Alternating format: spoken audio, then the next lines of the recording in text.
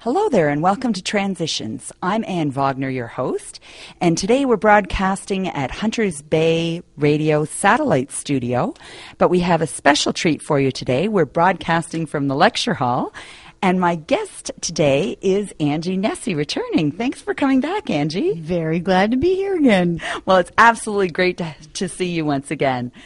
So when you were in last, we were just talking generally about women and music and what music has meant to you in your life. Mm-hmm. And in just getting to know you and listening to your music the few times that I've had the opportunity to hear you live, I know that spirituality is a big part of your life. And could you maybe tell us how that factors into your music? I can do my best. Spirituality is a big part of my life, and I think it's just a science. I think that people, they struggle to be okay and be happy with where we are on the earth and who we are and what our purpose is. And I find it interesting that we all sort of reach out for something to make meaning to our life. And for me, it keeps changing. Like I've followed different spiritual paths to try to make myself feel comfortable. And now I've just come to terms with anything goes, you know. But how that transcends musically is, I do think that our emotions tell us what we ultimately want. Deep down, if you get in touch with what you're really feeling emotionally, you can overcome obstacles and reconnect to your most comfortable self, your deepest self. And so for me, music really helps to get into the emotional side, which then in turn can do you can do the healing that you need to do in order to get to your most deepest spiritual side. So that really intrigues me and makes me wonder, what's it like as a musician and you're performing publicly and you're sharing your music and you're recording your music and producing albums and so forth. What's it like to share that level of your thoughts and feelings with people? It's a careful practice. And what I'm learning is that the closer I am with myself, the more I can share. There's times where I've walked into a room and completely shut down, and I'm not able to, even the songs I perform, you can just tell they're not really coming from an authentic place. I'm just basically roboting the whole thing, and I can tell what a difference it makes if it really does come from that authentic place of like when I'm really, really comfortable with myself and who I am. But I still get intimidated sometimes by various things. It's a interesting science. Performance is a very interesting science, as I'm sure you know as a teacher. Absolutely. You're out there, and if you're having an off day, everyone's noticing your off day. Oh, it's so clear. And if you have a headache, and for me, this week's been funny. I've had an abscessed tooth, which it's ouch, and it really hurts. But then I have to take pain meds, but I have to take them at certain times so that if I have to perform, because they make me slur my words a little bit. Like sometimes they just, and I don't have as much diaphragm power. So these little things that change your performance, and then you just have to be careful. Right. And as we said, it's also very public, isn't it? It is, and everybody knows. But it's funny because we're our worst critic, and only people who really have seen you perform a lot will say, "Whoa, that was totally not what you can do." Right. And they will say that, which is fair. Yeah. And so, are there certain songs, for instance, or lyrics that you've written that are more of a process for you personally that you choose not to share, maybe, or perform publicly? Definitely. I definitely have. I have so many journals. I write all the time, and so much of it I don't want to share.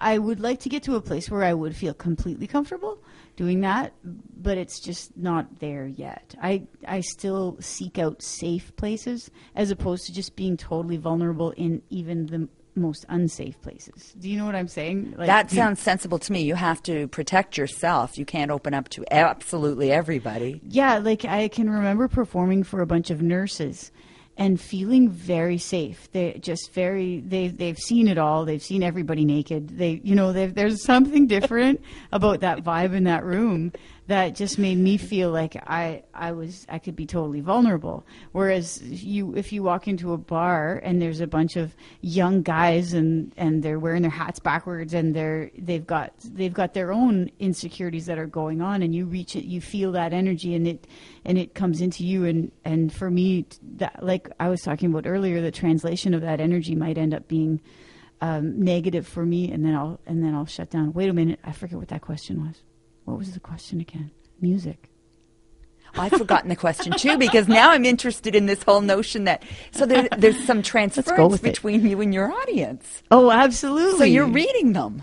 I am, and I actually sometimes misread them completely. And that was a whole thing that I realized in my breakdown of 2007 was that I read this book called The Four Agreements. The Four Agreements? The Four Agreements, right. And one of them is don't make assumptions and ask questions. And so I remember looking out and seeing this woman, and she was making faces the whole time that I was playing.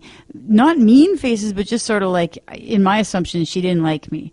And so I just went to her and said, how are you doing? Just checking it out. And she said, I'm having such a great time. And it just so happened that she was one of those people who had a mouth that turned down. Oh. And she just had a stern look on her face, but it had nothing to do with the energy she was giving. And so lately I just try to trust the energy I feel rather than what I see from people, And so does that influence which songs you choose to perform in any given show? All the time. Even today.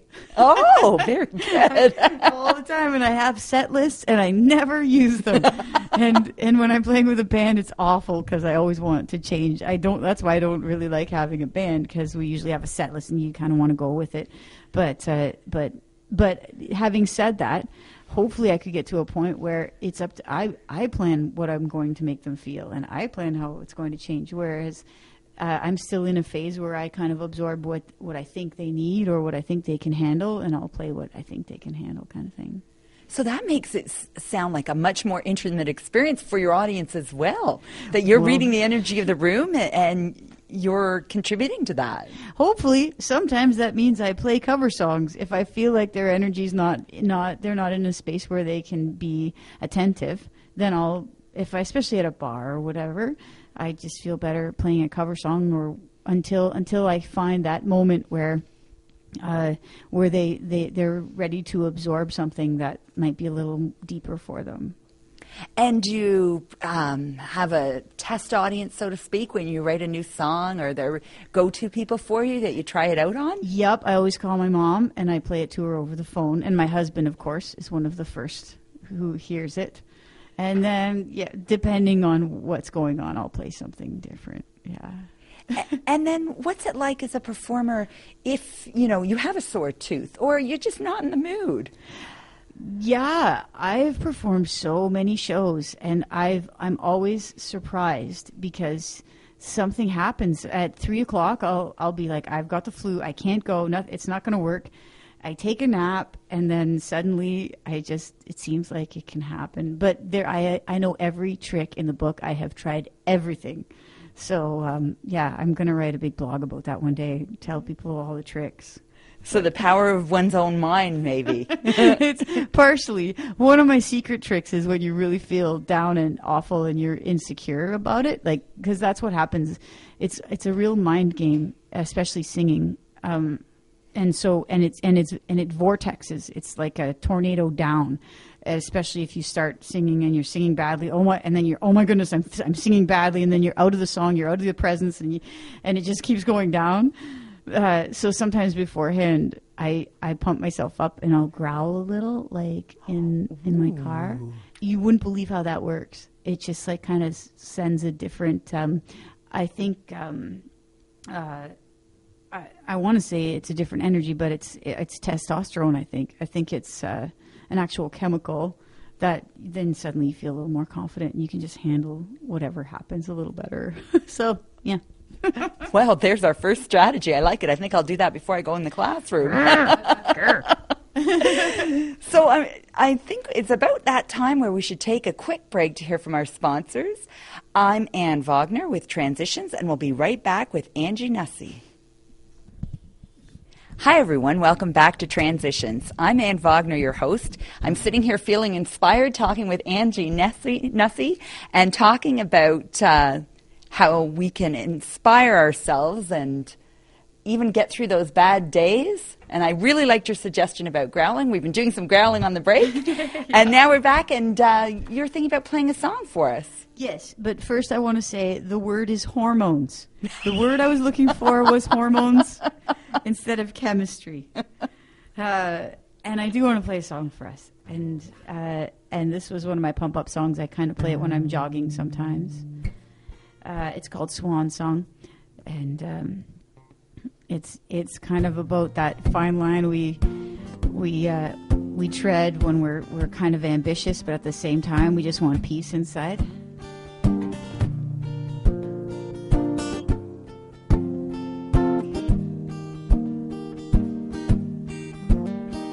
I saw a woman running up the stairs of Casa Loma. Looked at her determined face, hoping she could win this race. I know exactly how she feels. I feel it all the time. Running nowhere, running nowhere.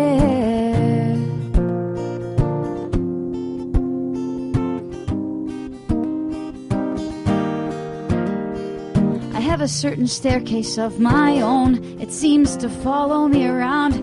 Every time I fall, it kicks me when I'm down. It doesn't have an ending. I'm convinced I should ignore it, but every now and then I take a step. I just can't help it, and oh, I crave the momentary win. Oh, foolishly again. But if this is my last chance, if I've done it all wrong, if I've been a joker all this time, and here's my swan song, I won't be the one to cool the torch, won't be the one to swim ashore. You won't find me saying I could have done more. If I'm going down swinging. Yeah, if I'm going down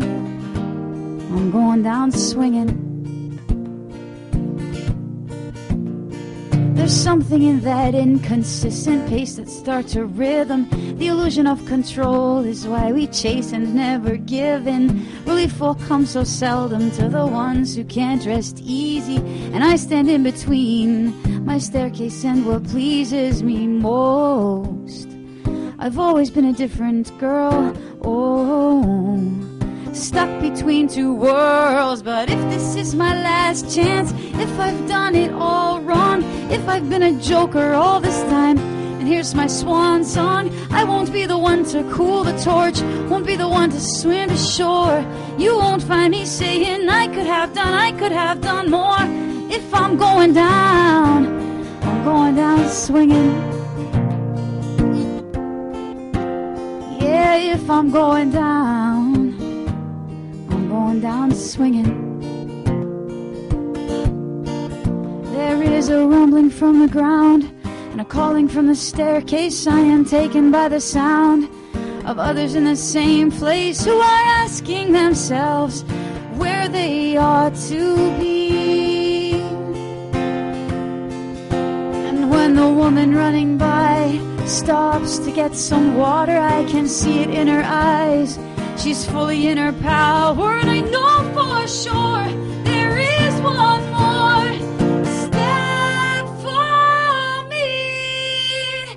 'Cause if this is my last chance, if I've done it all wrong, if I've been a joker all this time, and here's my swan song, I won't be the one to cool the torch, won't be the one to swim to shore. You won't find me saying I could have done more. If I'm going down swinging. Yeah, if I'm going down swinging.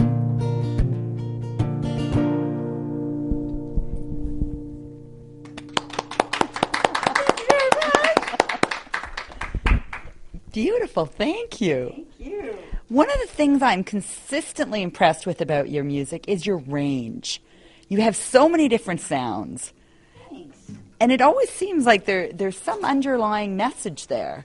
You seem to really be thoughtful about things like peace, living in harmony, these sorts of themes seem to run through your music. Would you agree?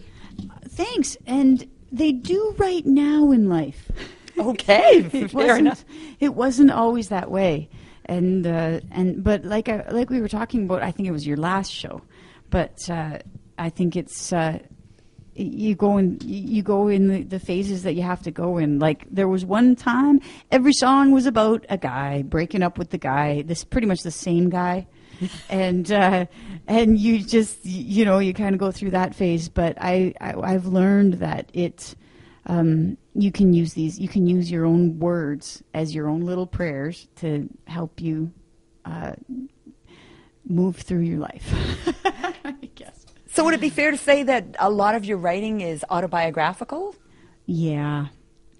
One time somebody said, do you write in third person ever? And I said, sometimes. And he said, you should do more of that. And I'm in my mind, I have this thing in my mind when people say things that don't make sense, I just say, not so, like in my back of my head, not so. So yeah, no, I just that's how I write. It's just what I do. And maybe, can you tell us what it's like from your perspective being a woman in music?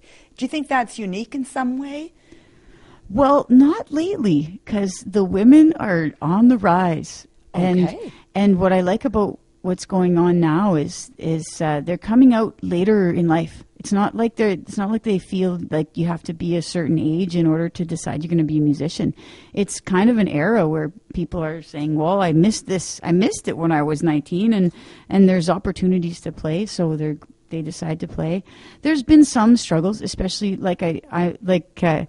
as you guys have learned today, I'm kind of a nerd when it comes to sound, and there's definitely a male dominance in the sound industry, and so especially recording. So my husband has this joke, like just record your next album and say that some guy from LA recorded it, so that you'll be respected as a producer.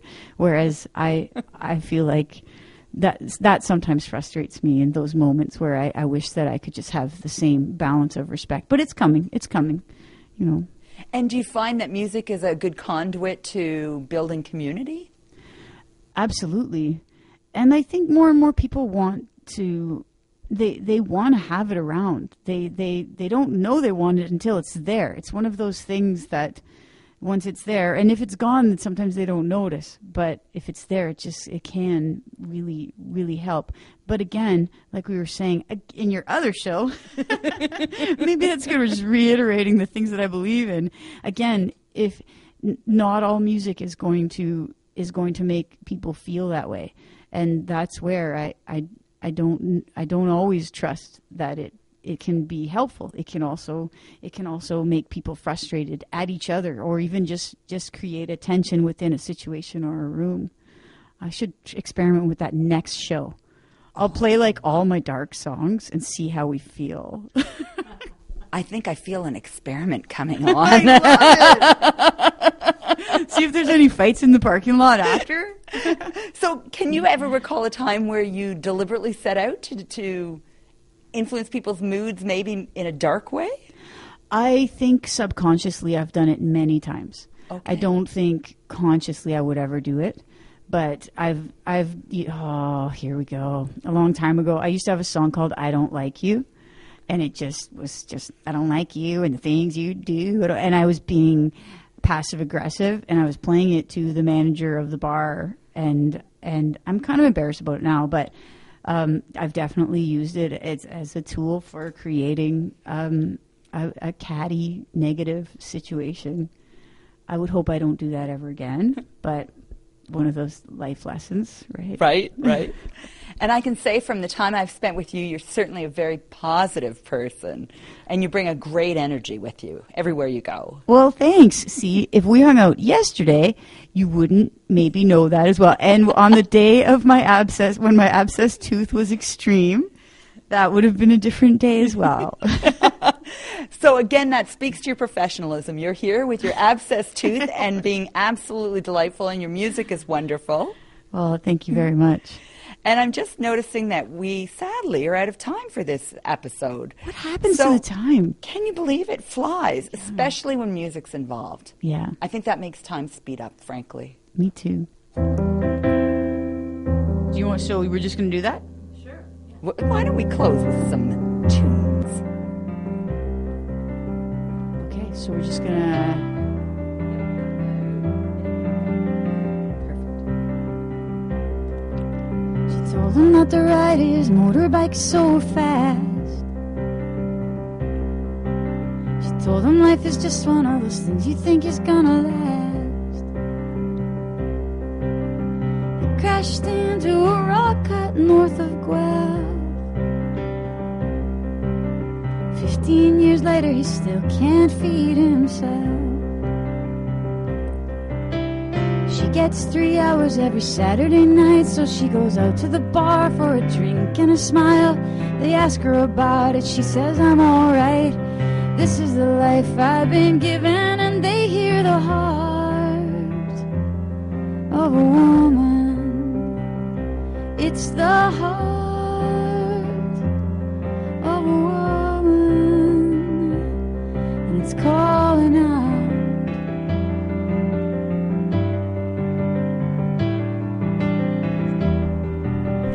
Thanks for listening. That's it for this week's episode of Transition. We'll be back next week.